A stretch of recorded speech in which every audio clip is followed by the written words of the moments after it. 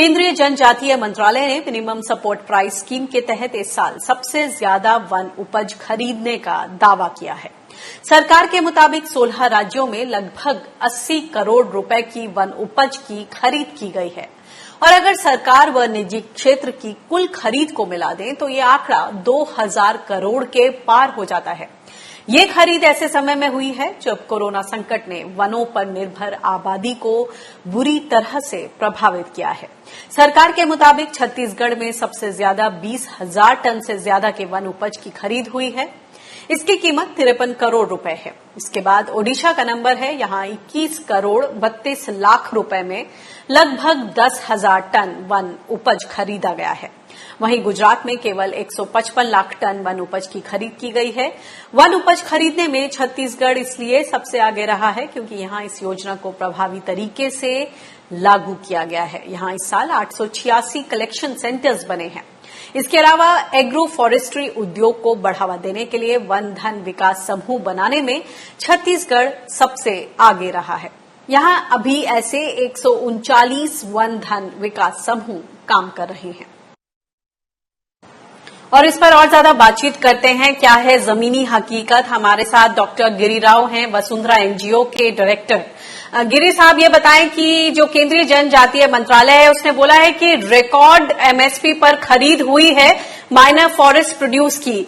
इस जो ये दावा है इसको आप जमीनी हकीकत से कितना मेल खाता पाते हैं? देखिए अधिका जी, जो इंडस्ट्रियल ट्राइबल अफेयर्स का जो दावा है, अगर हम 2003 का रूल आउट किया गया था, अगर आज का इस ईयर देखें तो इस ईयर में हाँ थोड़ा हुआ है, बट अगर जमीन का हिसाब से आप देखना चाहेंगे खाली उड़ीसा एंड छत्तीसगढ़ का अभी तक जितना एमएसपी का प्रोक्यूरमेंट हुआ है उसका 94% प्रोक्यूरमेंट ओनली छत्तीसगढ़ और उड़ीसा में ही हुआ है। और रेस्ट ऑफ द स्टेट की अभी तक जो एमएसपी स्कीम के अंदर हम लोग का 16 स्टेट थे, 16 स्टेट के अंदर ओनली अभी तक मेरा बात है कि 11 स्टेट का मैंने वो एमएसपी स्कीम के अंदर गए हैं एंड उसमें से ओनली 2 स्टेट छत्तीसगढ़ और उड़ीसा में जहां पर अच्छी तरह से साल का थोड़ा एमएसपी के स्कीम के अंदर प्रोक्यूरमेंट हुआ है और दूसरा स्टेट में कुछ भी नहीं हुआ है। बोला गया है कि 16 राज्यों को इसमें शामिल किया गया, जिसमें जैसा आपने बोला छत्तीसगढ़ को पहले नंबर पर बोला गया है और उड़ीसा दूसरे नंबर पर। मगर आप जिस तरह से बता रहे हैं कि बाकी राज्यों में उस तरह का इस स्कीम का उतना फायदा नहीं पहुंचा है, तो असल में क्या स्थिति है लोगों के लिए? ये जो समय होता है मॉनसून का समय, वैसे भी थोड़ा बिजनेस वाइज थोड़ा कम वो लोग बेच पाते हैं अपने सामान को और आमतौर पर जो उन्होंने इकट्ठा किया होता है इतने महीनों के लिए, इस समय के लिए, वो उसका इस्तेमाल करते हैं। मगर अब कोरोना में वो सारी चीजें, उनकी सारी कमाई, गाढ़ी कमाई और जो भी उन्होंने संभाल के रखा था वो अब उसका इस्तेमाल ऑलरेडी कर चुके हैं। तो ये जो कष्टदायी समय है इसको किस तरह से लोग अपना समय काटेंगे, अपना परिवार पालेंगे, आजीविका चलाएंगे? देखिए कि जैसे कि अनिका जी आपको बताए छत्तीसगढ़ और उड़ीसा को छोड़ के अगर दूसरा स्टेट में अगर भी देखें, क्योंकि ट्रैवल का पॉपुलेशन एक छोटा सा आंकड़ा आप हम बताना चाहेंगे। अगर आप देखेंगे झारखंड में 46 करोड़ का पैसा दिया गया था, ओनली 26 लाख रुपए खर्चा हुआ है, जहाँ पर हाफ ऑफ द पॉपुलेशन जो ट्राइबल पॉपुलेशन है वो बीपीएल के अंदर ही है। अगर मध्य प्रदेश में भी अगर आप देख रहे हैं 34,000 करोड़ वहां पर 34 करोड़ वहां पर दिया गया था, 81 लाख रुपीज का प्रोक्यूरमेंट हुआ है, जहाँ पर हाफ ऑफ द पॉपुलेशन है।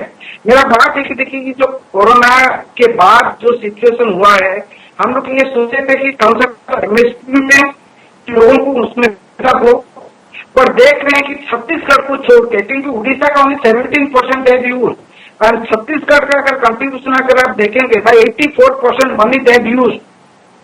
तो मेरा बात है कि अगर आप ये 2 स्टेट को छोड़ देंगे तो दूसरा स्टेट में कुछ भी नहीं हुआ है और लोग मर रहे हैं। मेरा बात है कि आप जो भी उनके पास एमएसपी है वो खरीदने के लिए ढूंढ रहे हैं, वहां पर नहीं है कोई ये जाके वहां पर जाके खरीदे एमएसपी को। Situation is very grave at the field level.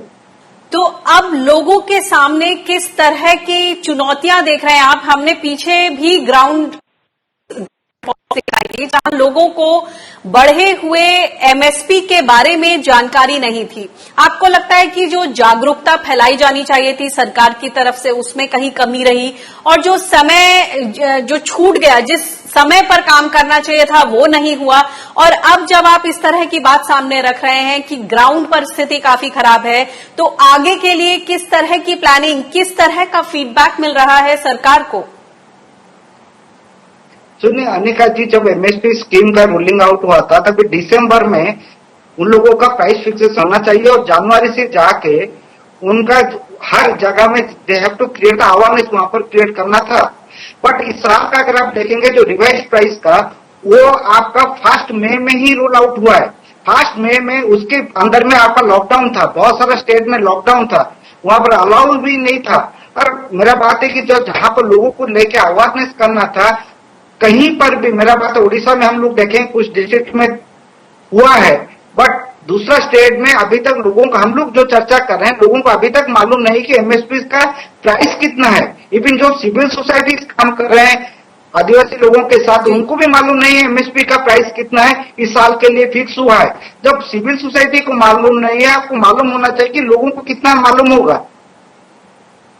तो इस साल का मेरा बात है, जो सरकार के साथ हम बात कर रहे हैं कि आपका जो गाइडलाइन बना है ना, दिसंबर में आप प्राइस फिक्स कीजिए एवं पूरा जाके जनवरी से उसको अवेयरनेस क्रिएट कीजिए, क्योंकि एमएसपी स्कीम के साथ आप जो बंधन स्कीम गवर्नमेंट ऑफ इंडिया ने लॉन्च की है, वो सबसे बहुत अच्छा है, क्योंकि एमएसपी स्कीम में आपका रॉ प्रोक्योरमेंट होता है, रॉ सेल होता है।